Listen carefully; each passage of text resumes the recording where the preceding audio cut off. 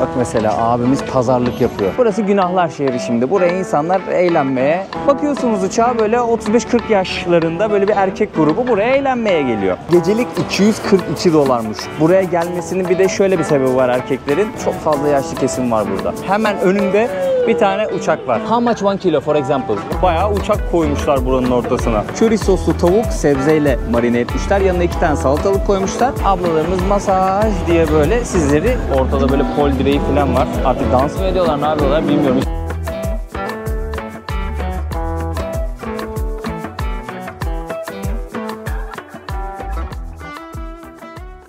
Beni tanımayanlarınız için ben Burak. Kendi halinde dünyayı gezen ve deneyimlerini bu kanalda paylaşan bir dostunuzum. Kanalıma abone olarak bana destek olabilirsiniz. Videoları beğenmeyi ve yorum atmayı da unutmayın lütfen. Pattaya'dan herkese selamlar arkadaşlar. Nasılsınız? Şöyle bir pick-up'ın içerisindeyim. Burada Hindistan'dan abilerimiz var, beraber şehrin merkezine doğru gidiyoruz. Yani burada tanıştık, daha doğrusu beraber gidiyoruz dediğim pick-up'ta tanıştık ama Hintleri biliyorsunuz gayet sıcakkanlı ve konuşkanlar. Pattaya'ya geldim. Bangkok maceramız şimdilik bitti. Şehrin merkezine doğru gidiyorum. 3 kilometre dışarıda kalıyorum. Yani şu sahilin bittiği noktada kalıyorum, öyle söyleyeyim. Bu pick-up'lar şehir içi ulaşımı sağlıyor. 10 baht. El ediyorsunuz abi, duruyor. Belli bir rota üzerinde gidiyor diye biliyorum bu pick-up'lar. İşte siz de inmek istediğiniz yerde şuradaki zillere basarak iniyorsunuz. O bir ses çıkarıyor araç. Böyle zıt diye bir ses çıkıyor. Abi duruyor. 10 bahtını iletiyorsunuz şoföre. Sen sağ ben selamet. Gördüğünüz üzere bayağı bir pick-up'lardan mevcut. Dediğim gibi Bangkok defterini kapattık. Artık Pattaya'dayız. Birkaç gün burada kalacağım. Sizlere burayı da göstermek istedim. Gece hayatıyla ünlü bir yer burası. Sahili de gezeceğiz, göstereceğim sizlere. Sakin şimdi çünkü daha henüz hava kararmadı. Hava karardıktan sonra buralar canlanıyor.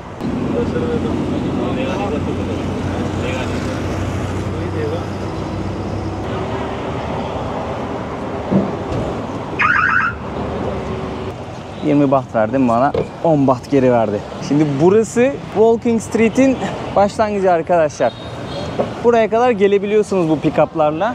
Exchange ofisler var. Döviz bozdurmak istiyorsanız mesela $100'la $50 33.097'ye bozuyorlarmış. Türk lirası da gördüm 0.60 falan bir şey yazıyordu ama kaçırdım.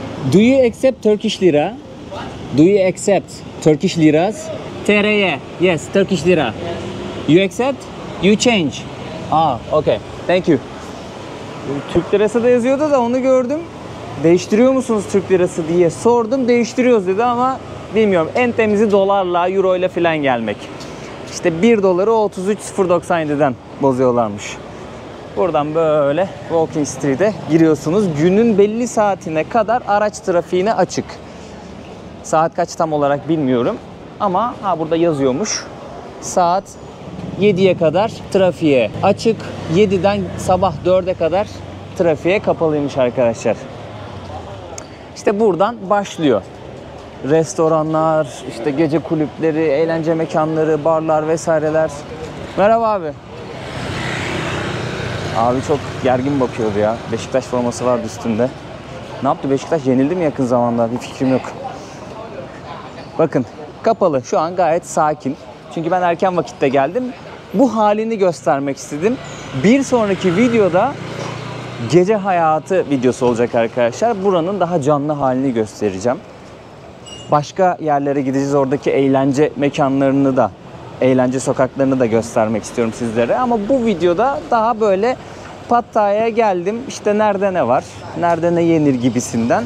Daha geliş videosu, Pattaya'daki ilk gün videosu daha doğrusu. Öyle söyleyeyim sizlere. Burada bir yerde bir Türk restoranı da vardı.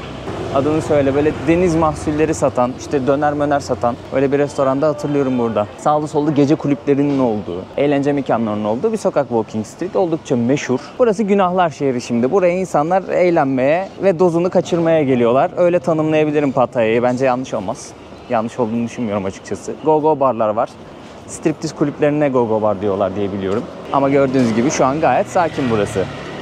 Burada çok fazla Türk, Rus ve Hint görebilirsiniz. Yani o kadar fazla Türk turist, Hint turist ve Rus turist var ki gelip buraya eğleniyorlar. Hatta yerleşen de çok fazla. Son zamanlarda Tayland'ın inanılmaz bir alıcısı var. Ya şöyle bir alıcı ama turizm olarak demiyorum. Zaten turizmi sürekli canlı olan bir ülke. Ama insanlar gelip buraya yerleşiyorlar, bir hayat kuruyorlar. Türkiye'den olsun, Rusya'dan olsun, Hindistan'dan olsun, başka bir yerden olsun. Mekan açıyorlar. İşte masaj salonu açan var, restoran açan var, parası varsa gece kulübü açıyor, başka bir şey açıyor, her neyse. Bakın mesela burada bir kebapçı var. Şöyle göstereyim, Türk İş Kebap. İnanılmaz bir hem yatırım alıyor hem de yabancı yerleşimci alıyor. Tabii bunun şartları var, öyle her kafasına sen ben geleyim burada bir işletme kurayım, geleyim buraya yerleşeyim diyemiyor. Bunu indiriyorlar mı, ne yapıyorlar ya? Geçeyim mi abi? Okey, eyvallah. Düşmesin de üstümüze. Bak bir de böyle motorlar var. Bunlar için şeye gerek yok. Nasıl diyeyim? Mesela bazı uygulamalar var, Bolt gibi, Grab gibi. Bazı uygulamalarda Bolt ve Grab. Onlardan mototaksi çağırabiliyorsunuz Pattaya'da. Normal taksi çağırabiliyorsunuz Bangkok gibi. Ama Pattaya'da bu tarz taksiler de var. Direkt gidiyorsun, fiyatta anlaşıyorsun. Nereye gideceksen götürüyor seni. Hiç uygulamaya gerek yok. Pick-up'ın yanına toplu taşımada onları da eklemişler. Normal taksiler de var. Onlarla da anlaşabiliyorsunuz. Öyle yani. Toplu taşıma burada çok sıkıntı değil. Bir de belirli bir alan içerisinde her şey Pattaya'da. Yani siz bu muhitte kaldığınız zaman, buraya bir tık daha yakın muhitte kaldığınız zaman hep yürüyeceksiniz yani. Belki çok ihtiyacınız bile olmayacak. Şöyle pilavlı bir şeyli, böyle yumurta mı o ne? Çok anlamadım. Üzerinde sebze mevze bir şey var. Burada paketlemişler, satıyorlar işte 50-60 TL falan. Hello. Burada ne varmış? Coconut. Okay, thank you. Where are you from? From Laos. From Laos. Yeah. Nice. Laos is a beautiful country. Yeah. You come here for work? Work, yes. You come here for work. How many years you working here? One. 1 year. Yeah. You like Thailand? Yeah, I like Thailand. Thank you so much. Kapın kap. 1 yıldır burada çalışıyormuş. Laosluymuş arkadaş. Şimdi mikrofon benim yakamda var da çok gitti mi ses emin değilim. Söylemiş de olayım aynı zamanda. Altyazı da koyarım ben buraya. Şu restoranın fiyatlarını göstereyim sizlere ya. Hala Walking Street'in içerisindeyim. Buradaki bir restoranın fiyatlarına bakalım istiyorum. Mesela burada ne diyor? Yengeçli ya da karidesli omlet yapıyorlarmış. 250 baht. Ya da 250 TL diyelim. Yani TL olarak algılayabilirsiniz bu fiyatları. Eşit çünkü TL ile baht. Burada ne diyor? Çıtır işte kızartılmış karides 280 baht. Şöyle bir tabak. Yanında salata ve sosu var. Başka bir şey bakalım mesela. Biraz daha farklı bir şey bulabilecek miyiz? Şöyle pilavlı, yine karidesli, salatalı bir tabak var. 300 baht diyeyim düz hesap. Daha sonrasında böyle kalamarlı bir tabak var. 280 baht. Şöyle yine kalamarlı soslu bir tabak var. 300 baht. Bakalım başka farklı bir şeyler var mı? Yine burada tavuklu ya da karidesli yapıyorlarmış arkadaşlar bunu. 280 baht. Başka bir şey var mı? Yengeç arıyorum da yengeç göremedim şimdiye kadar. Buranın meşhur tom yum çorbası. Küçük porsiyon 280 TL, orta porsiyon 380 TL, büyük porsiyon işte 420 TL. Fiyatları şöyle göstermiş olayım sizlere. Yengeç göremedim. Do you have crab in the menu? Buradaymış ya. Gözümüz görmüyor. Gözümüz görmüyor. It's only one crab or one plate? This is Tamam, kilo. Yengeçlerin satıldığı sayfayı buldum da arkadaşlar. Yarım kilosu 800 baht, 1 kilosu 1600 bahtmış yengecin.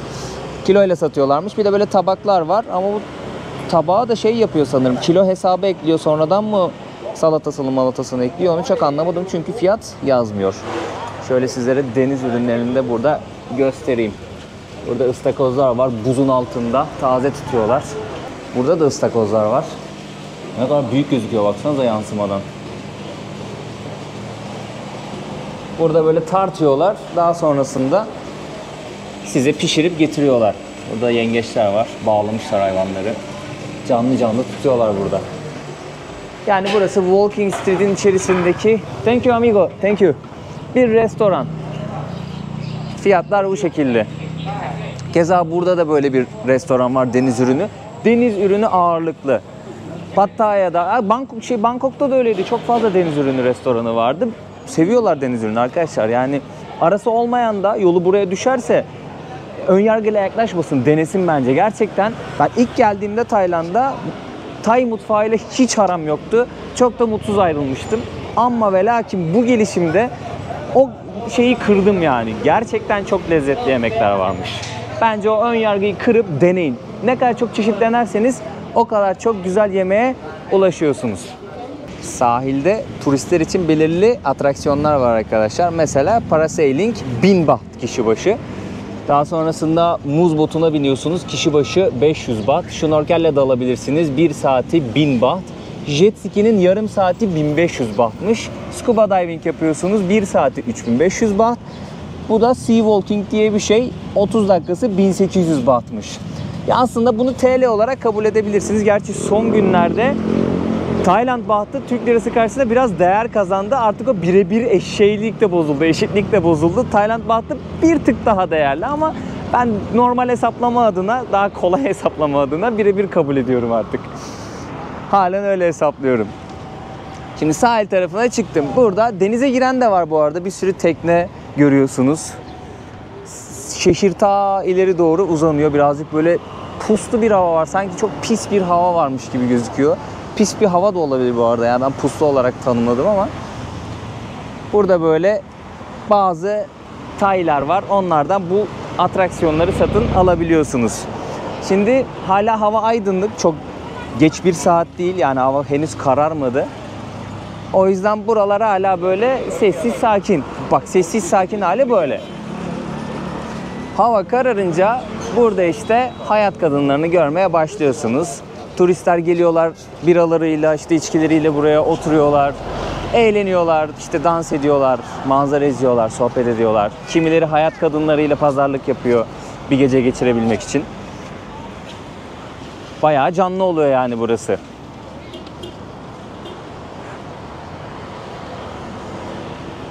Bak orada şey uyarısı yapmış. Havai fişek ne alın ne satın diyor. 1000 baht cezası varmış galiba. Bir de ne diyor? 3 yıla kadar diyor cezalandırılırsınız diyor. Hapise atıyor herhalde. Yanlış anlamıyor isem.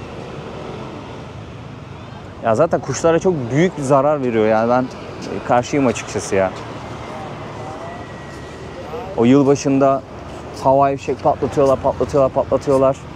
Yazık günah hayvanlara. Başka şekilde de eğlenebiliyoruz sonuçta. Başka canlılara zarar vermeden eğlenmemiz daha mantıklısı diye düşünüyorum. Bilmiyorum siz ne düşünüyorsunuz? Burada böyle şezlonglar ve sandalyeler var. Kiralayabiliyorsunuz. Şu abimize soralım ya mesela ne kadarmış? Hello. Can I ask a question? For example, how much? 100 baht for one bed. 100 baht for one bed. How many hours? No limit. No limit. Okay, thank you. Şemsiyeden vermiyormuş. Sadece o şezlongu veriyoruz diyor. Sınır yok. İstediğin kadar takılabiliyorsun. Kişi başı 100 baht. Bak mesela şezlongu alan ileriye bir yere koymuş. Takılıyor sahilde işte. Hello. Thank you. İşte sol tarafımız sahil. Sağ tarafımızda restoranlar var. Oteller var. 7-Eleven var. Kebapçı var orada. Her yerde Türk restoranı var. Motor kiralayabilirsiniz. Ama şöyle bir şey duydum. Bakın bunu araştırmadım. Size sorayım. Siz yorumlarda cevaplayın. Ben öğrenmeye çalışıyorum şu an. Motor kiralıyorsunuz ya. Orada bizim Türk motor ehliyetleri geçmiyormuş. Uluslararası ehliyet almanız gerekiyormuş. Çünkü ceza yiyormuşsunuz aksi halde. Uluslararası ehliyeti de International Driving bilmem ne sitesinden birkaç saat içinde başvurup çevirebiliyormuşsunuz sanırım kendi ehliyetinizi. Öyle bir durum var. Bunu bir bilen varsa detaylı bir şekilde açıklarsa yorumlarda çok mutlu olacağım. Siteyi falan da koyabilir bu arada. Bilgilendirmiş oluruz buraya gelmek isteyenleri. Kendi ehliyetinizi burada kiralarsanız polis ceza yazıyormuş arkadaşlar. Onu duydum. Buraya gelen arkadaşlar da büyük ihtimalle deneyimlemiş de olabilirler bunu. Bilgilendirirlerse çok sevinirim.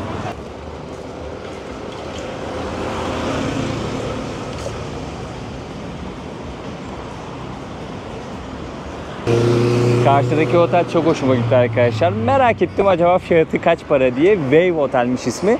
Booking'den fiyatına baktım. Gecelik 242 dolarmış. 9 puan almış. 353'te yorum almış.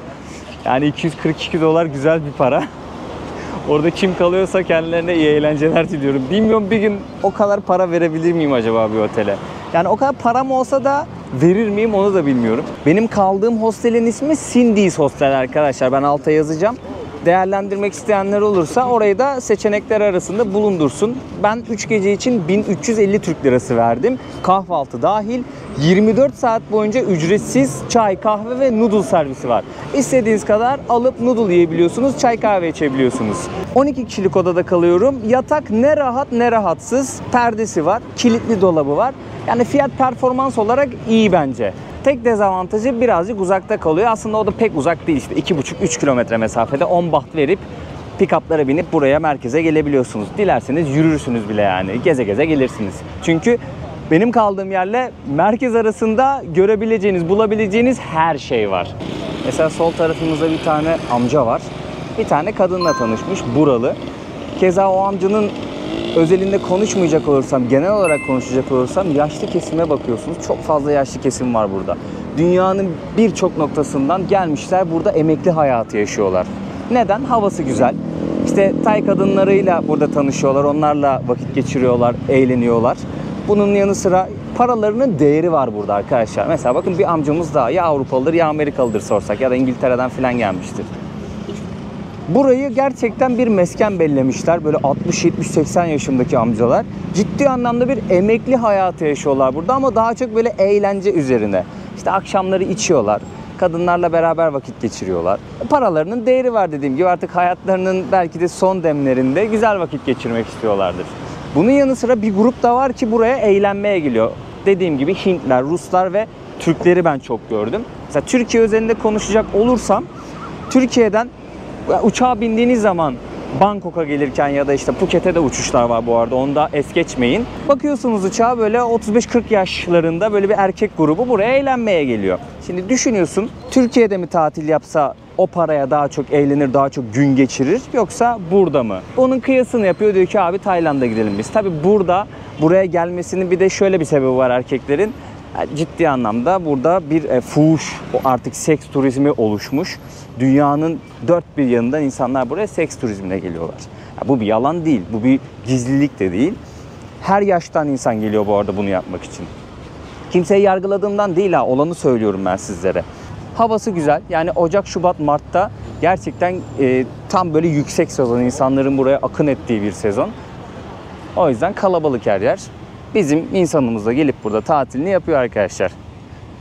Güneş karşıda batacak ama ciddi anlamda bir pus var ya.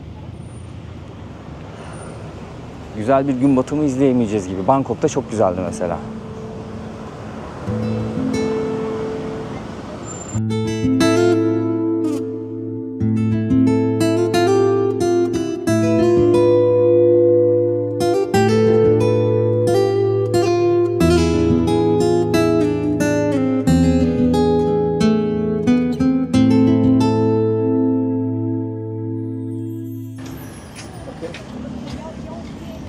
Bak mesela abimiz pazarlık yapıyor.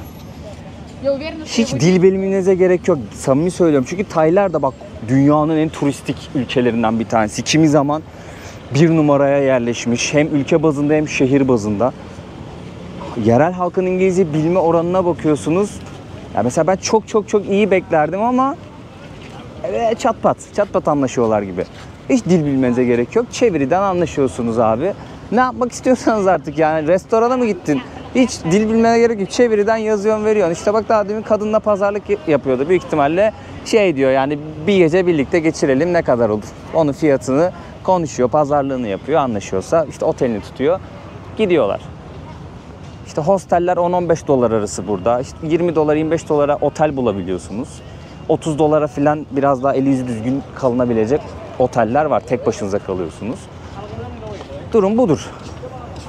Pattaya'da Terminal 21 isminde bir alışveriş merkezi var arkadaşlar. Hemen önünde bir tane uçak var. Gerçekten uçak koymuşlar. Havaalanı terminali konseptiyle yapmışlar bu alışveriş merkezini. İkinci kapıdan çıkıyorsunuz, hemen onun karşısında bu uçağı görüyorsunuz. Şu arkadaki otel diye düşünüyorum, o da uzay mekiğine benziyor birazcık. Güzel ya, değişik bir konsept yani. Herkes buranın fotoğrafını çekiyor. Instagram'da orada burada paylaşıyor. Bedava reklam. Al sana reklam, ticari zeka. Böyle yapacak bir şey yok. Şimdi buradan Terminal 21'i solunuza alın. Böyle aşağı doğru caddeden devam edin. Şimdi ters yönden geliyor araçlar.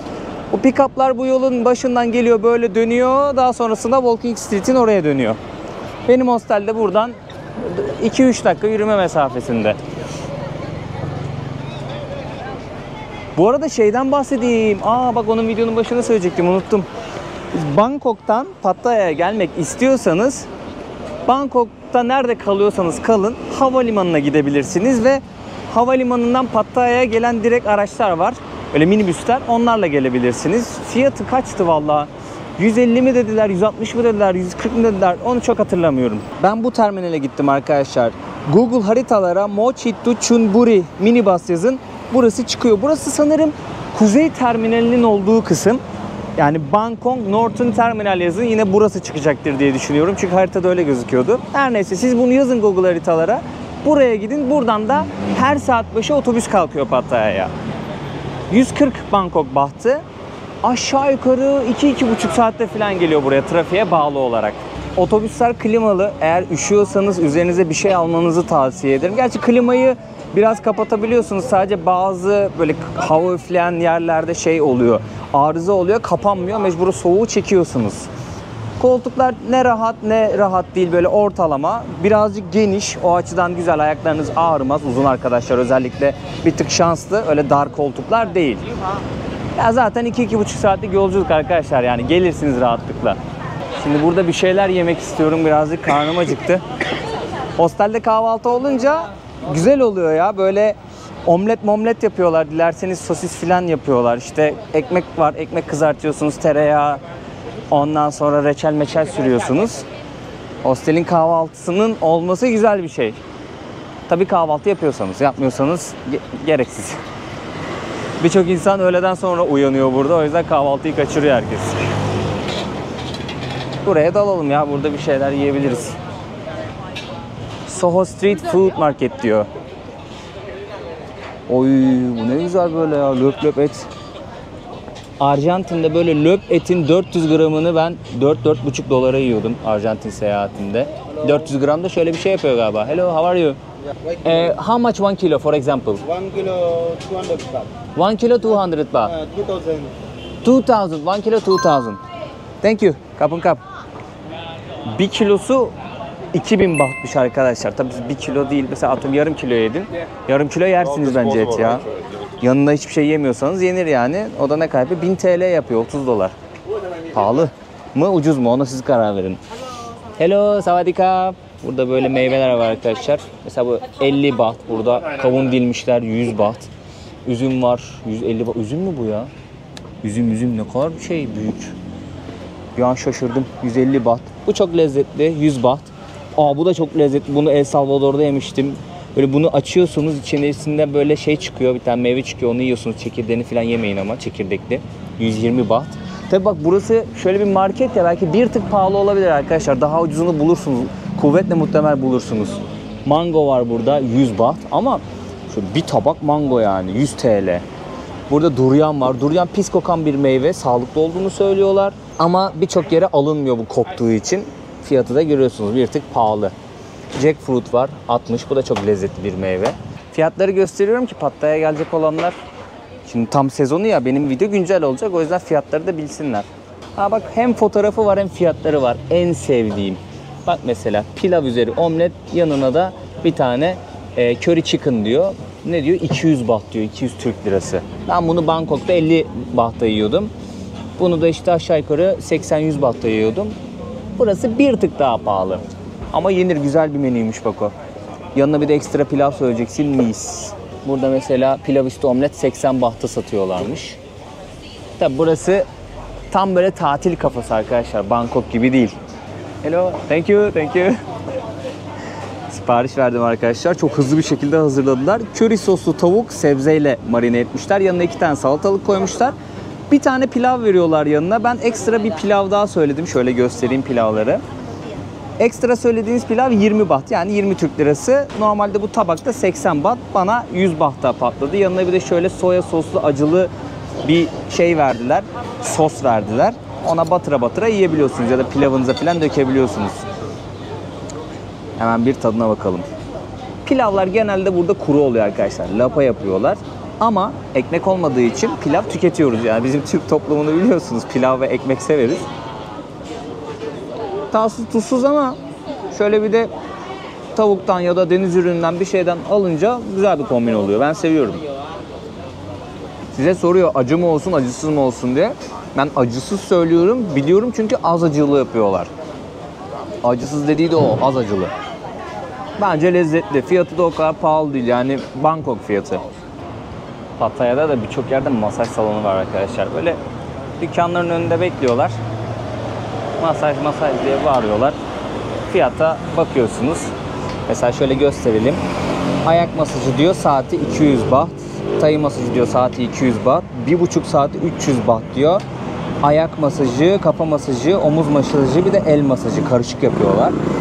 Burada anti stres masajı var diyor saati 300 baht. Yağlı masaj var saati 300 baht. Aroma masajı var saati 400 baht.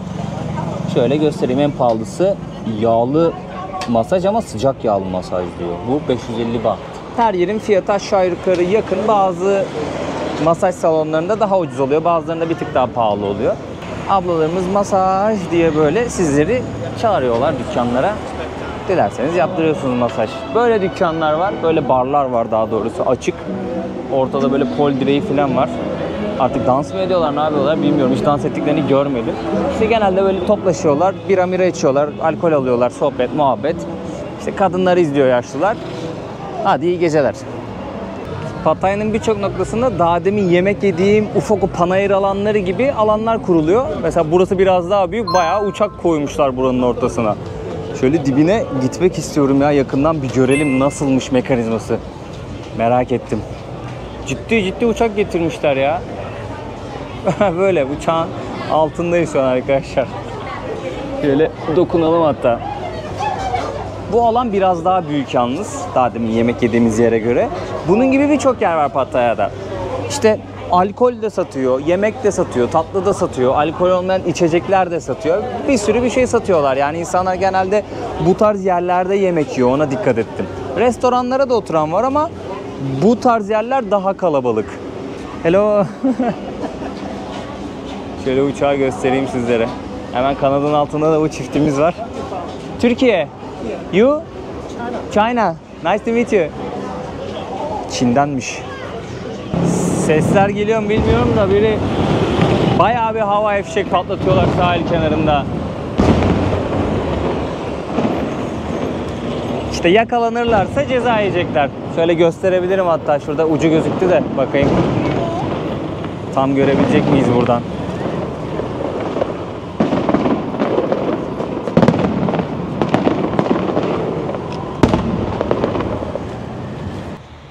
Sahille diğer cadde arasında böyle bir tane park yapmışlar. Araya da bir de geçiş yapmışlar. Ben şimdi sahil tarafına doğru yürüyorum.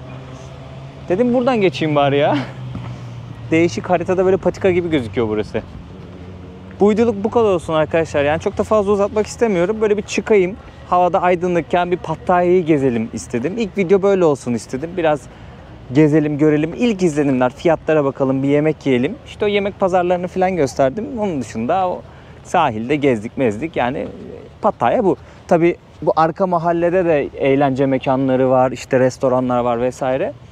Ama benzer diye o tarafa geçmedim hiç. Umarım keyif aldınız. Bir sonraki videoda görüşmek üzere diyeyim. Bir sonraki video gece hayatı olacak arkadaşlar. Gece hayatı severler için. Ya ben çok fazla o tarz video çekmiyorum ama yani buraya geldik. Buranın gece hayatı meşhur. Bir de çıkalım bakalım Pattaya'nın akşamları, geceleri nasıl oluyormuş. Bir de biz yorumlayalım, görelim, anlatalım, aktaralım. Kendinize çok iyi bakın. Videoyu beğenirseniz, yorum atarsanız çok sevinirim. Kanalıma da abone olursanız ve bildirimleri açarsanız beni çok mutlu edersiniz. Adios amigos. Bu arada neden adios amigos diye arada soruyorlar. Ben 2 sene Güney Amerika'da dolaştım arkadaşlar. Yani oraya ilk gittiğimde şöyle bir şey vardı kafamda. Yani orası İspanyolca konuşuyor, Brezilya hariç. İşte şey yapayım dedim. Onların kendi cümlesiyle bitireyim. Hani hoşça kalın dostlar demek adios amigos. Öyle bitireyim diye düşündüm. O kaldı sonra. Sevdim. 2 sene Güney Amerika'da dolaşınca ikinci evim gibi oldu açıkçası orası. Öyle kaldı yani, ağzıma yapıştı. Hoşuma da gidiyor. Bu sebepten adios amigos diyorum yani. Güney Amerika geçmişimi bilmeyenler varsa kanalda videolar bolca mevcut, izleyebilirler. Adios amigos.